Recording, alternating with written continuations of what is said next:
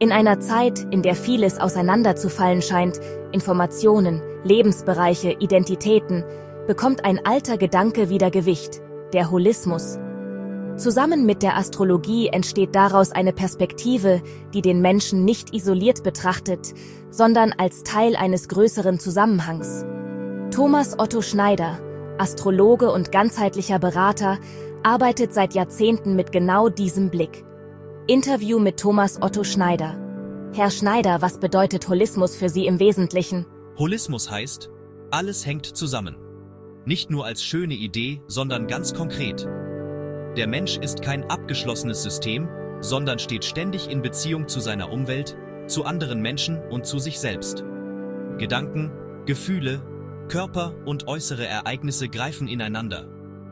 Wenn man nur einen Ausschnitt betrachtet, versteht man das Ganze nicht und dann verwechselt man schnell das Symptom mit der Ursache. Und wo kommt die Astrologie ins Spiel? Astrologie ist eine Orientierungshilfe innerhalb dieses Ganzen. Sie beschreibt nicht einfach Zeit als Zahlenfolge, sondern ihre Qualität. Ein Geburtshoroskop zeigt, mit welchen Anlagen und Themen ein Mensch ins Leben startet. Das ist kein festgelegtes Schicksal, eher ein Rahmen oder ein Potenzial, das sich unterschiedlich entfalten kann. Viele verbinden Astrologie mit Vorhersagen. Greift das zu kurz? Ja, deutlich. Astrologie ist keine mittelalterliche Wahrsagerei. Sie arbeitet mit Symbolen und Bedeutungen, nicht mit Ursache und Wirkung im naturwissenschaftlichen Sinn. Es geht nicht darum, konkrete Ereignisse vorherzusagen, sondern darum, Muster zu erkennen. Wenn man diese Muster versteht, entsteht oft mehr Klarheit über das eigene Erleben. Was macht diesen Ansatz holistisch im Unterschied zu anderen Methoden der Selbstreflexion? Der Unterschied liegt darin, dass Innen- und Außenwelt zusammengedacht werden. Viele Methoden bleiben stark auf die Psyche fokussiert. Die Astrologie stellt den Menschen zusätzlich in einen größeren Zusammenhang. In Zyklen, Entwicklungen und wiederkehrende Themen. Dadurch verschiebt sich die Perspektive. Man fragt nicht nur, wer bin ich, sondern auch, in welchen Rhythmen bewege ich mich eigentlich? Können Sie das an einem Beispiel greifbar machen? Ein klassisches Beispiel sind innere Widersprüche. Jemand wünscht sich Sicherheit und gleichzeitig Freiheit. Oft wird das als Problem gesehen, das gelöst werden muss. Aus einer holistischen Sicht gehört beides zusammen. Die Frage ist nicht, welcher Anteil richtig ist, sondern wie man beide integrieren kann, ohne sich ständig zu zerreißen. Das klingt nach einer anderen Haltung sich selbst gegenüber. Genau. Es geht weniger darum, sich zu optimieren und mehr darum, sich zu verstehen und anzunehmen. Holismus heißt nicht, ständig an sich zu arbeiten, als wäre man ein Projekt. Es geht eher darum, die eigene Komplexität anzuerkennen und damit bewusster umzugehen. Welche Rolle spielen Zeitzyklen dabei? Eine sehr große. In meinem Verständnis ist Zeit nicht einfach neutral. Sie hat unterschiedliche Qualitäten. Es gibt Phasen, die uns eher nach außen drängen und andere, die Rückzug oder Klärung brauchen. Wenn man das erkennt, hört man auf, alles gleichzeitig erzwingen zu wollen. Gibt es dann richtige und falsche Zeitpunkte? Nicht absolut. Aber es gibt stimmigere und weniger stimmige Momente für bestimmte Themen. Wer ein Gefühl für diese Rhythmen entwickelt, erlebt oft weniger Reibung. Nicht weil alles glatt läuft, sondern weil man nicht permanent gegen den eigenen Takt arbeitet. Wie verändert sich dadurch das Selbstbild? Viele empfinden das als entlastend. Dinge, die vorher willkürlich oder widersprüchlich wirkten, bekommen einen Zusammenhang. Das führt oft zu mehr Akzeptanz und interessanterweise auch zu mehr Handlungsspielraum. Freiheit durch Verständnis? Ja. Wenn ich meine eigenen Muster erkenne, kann ich bewusster mit ihnen umgehen. Ohne dieses Verständnis reagiere ich oft einfach nur. Mit diesem Verständnis entsteht die Möglichkeit, anders zu entscheiden. Kritiker sagen, Astrologie sei nicht wissenschaftlich. Das stimmt, zumindest im klassischen naturwissenschaftlichen Sinn. Aber sie stellt auch andere Fragen. Während Wissenschaft vor allem nach Ursachen und Messbarkeit sucht, geht es hier um Bedeutung und Zusammenhänge. Das schließt sich nicht aus. Es sind einfach zwei unterschiedliche Zugänge. Viele Kritiker werfen der Astrologie vor, sie sei ein System aus isolierten Aussagen ohne Zusammenhang. Wie reagieren Sie darauf? Ich verstehe diesen Einwand, aber er verkennt die Struktur astrologischer Deutung. Ein Horoskop ist kein Pool isolierter Aussagen, sondern ein komplexes Strukturbild. Fehler entstehen oft durch vereinfachte Aussagen, nicht durch das System selbst. Holismus bedeutet hier nicht Beliebigkeit, sondern Kontextsensibilität. Ähnlich wie in der Psychologie, wo man einen Menschen auch nicht anhand eines einzelnen Tests vollständig erfassen kann. Einige Studien erklären die Trefferquote astrologischer Aussagen mit dem Barnum-Effekt. Es geht dabei um das Phänomen, dass Menschen sich in vagen Aussagen wiedererkennen. Ist Astrologie eher mehr Psychologie als ein Erkenntnissystem? Ernsthafte astrologische Arbeit geht weit über allgemeine Aussagen hinaus. Ein individuell berechnetes Horoskop enthält hochspezifische Konstellationen.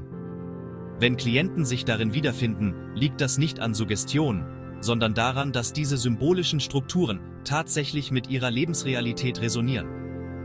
Warum das so ist, kann kein Mensch wirklich erklären. Aber wenn herauskommt, dass dem wirklich so ist, sind die meisten doch ziemlich aus dem Häuschen. Kritiker aus der Soziologie behaupten, Astrologie könnte Menschen dazu verleiten, Verantwortung abzugeben, etwa mit der Haltung, die Sterne sind schuld. Das Gegenteil ist der Fall. Moderne, insbesondere die moderne psychologische Astrologie versteht das Horoskop als Potenzialbeschreibung, nicht als Schicksalsdiktat. Es geht darum, sich selbst besser zu verstehen und bewusster zu handeln. Wer Astrologie richtig nutzt, übernimmt mehr Verantwortung, weil er seine eigenen Muster erkennt und im besten Fall auch annimmt. Aus theologischer Perspektive wird Astrologie oft abgelehnt, da sie einen deterministischen Kosmos suggeriert und die menschliche Freiheit einschränkt. Wie stehen Sie zu dieser Kritik? Das ist ein Missverständnis traditioneller Astrologie. In der modernen Astrologie gibt es keinen strengen Determinismus. Freiheit besteht darin, wie wir mit diesen kosmisch geprägten Anlagen umgehen und was wir daraus machen. Der hermetische Grundsatz, wie oben, so unten, spielt eine zentrale Rolle im astrologischen Holismus. Kritiker sehen darin eher eine poetische Metapher als eine überprüfbare Aussage. Was entgegnen Sie? Es ist beides. Metapher und Erkenntnisprinzip. In einigen Wissenschaften wie der Systemtheorie erkennt man heute, dass ähnliche Muster auf unterschiedlichen Ebenen auftreten. Astrologie beschreibt solche Analogien symbolisch.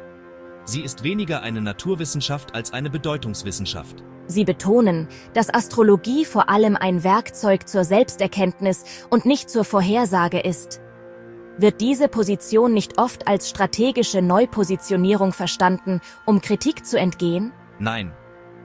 Wissen Sie, ich führe solche Pro- und Kontra-Diskussionen über Astrologie seit über 40 Jahren, vor allem aus Gesprächsbereitschaft und Interesse am Austausch. Allerdings habe ich dabei die Erfahrung gemacht, dass sich eingefahrene Positionen selten allein durch Argumente verändern lassen. Letztlich geht es bei der Astrologie um persönliche Erfahrung. Wer nicht bereit ist, sich darauf einzulassen, wird kaum einen wirklichen Zugang dazu finden. Astrologie ist zudem ein vermittelbares Wissen. Jeder kann sie erlernen und sich auf dieser Grundlage ein eigenes Urteil bilden.